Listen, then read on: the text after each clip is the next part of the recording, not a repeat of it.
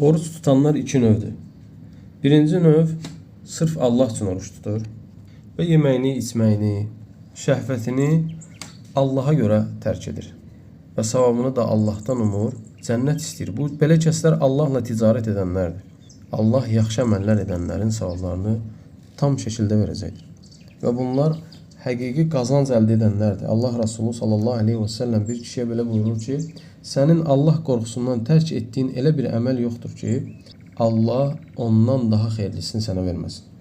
Və bu oruç tutana cənnətdə tərk etdiyi hər bir halalların əvəzini Allah subhanahu taala ona verəcəkdir. Yeməklərin, içməklərin və qat-qatda ondan daha yaxşısını verəcəkdir. Uca Allah buyurur ki, Kulu vəşrabu haniyan bimə əslaftum fil əyyamil xaliyə. Yeyin, için, hansı ki keçmiş vaxtlarda, keçmiş günlərdə siz etdiyiniz əməllərinizə görə, keçmiş vaxtlarda etdiyiniz əməllərinizə görə artıq nuşcanlıqla yeyin, için.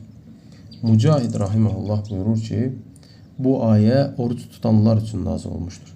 Allah Resulü sallallahu aleyhi ve sellem de bir hədisində buyurur ki, cənnətdə bir qapı var, onun adı Rayyandır. Ora oruç tutanlar daxil olar və onlardan başqaları daxil olmaz və başqa bir rəvayətdə də gəlir ki, onlar ora daxil olandan sonra oranın qapısı bağlanar və onlardan başqa heç kəs ora daxil ola bilməz.